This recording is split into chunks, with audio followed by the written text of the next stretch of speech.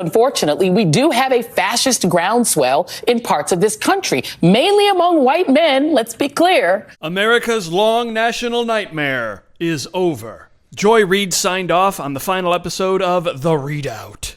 What was discussed for the big finale? When you are in the midst of a crisis, and specifically a crisis of democracy, how do you resist?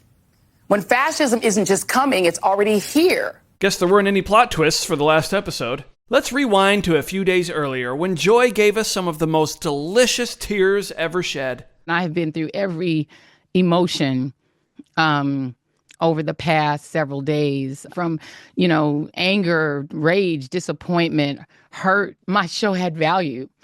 And that, I'm sorry. Make your own dinner, MAGA. Make your own sandwiches. Wipe your own tears. That what I was doing had value.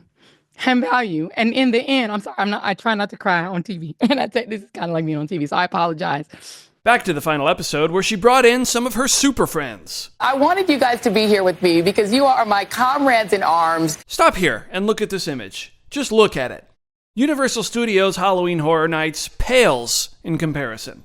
I'm going to take a little point of personal privilege here just for a moment, if it is okay with you. Perhaps the most shocking thing happened after on Rachel Maddow's show, where she publicly slammed her new boss. Joy is not taking a different job in the network. She is leaving the network altogether. And that is very, very, very hard to take. I do not want to lose her as a colleague here at MSNBC. And personally, I think it is a bad mistake to let her walk out the door.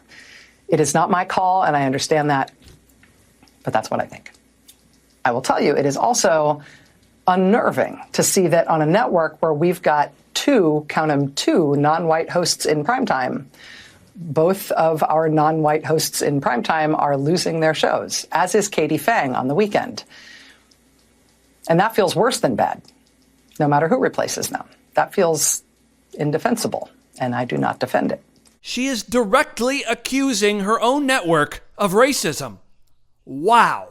Dozens of producers and staffers are facing being laid off. They're being invited to reapply for new jobs. That has never happened at this scale in this way before when it comes to programming changes, presumably because it's not the right way to treat people, and it's inefficient and it's unnecessary, and it kind of drops the bottom out of whether or not people feel like this is a good place to work, and so we don't generally do things that way. This is a difficult time in the news business. But it does not need to be this difficult.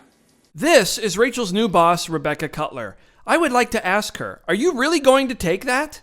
Are you really going to let the enormous ego of an absolutely disposable employee publicly call you out like this and undermine you as you're just getting started?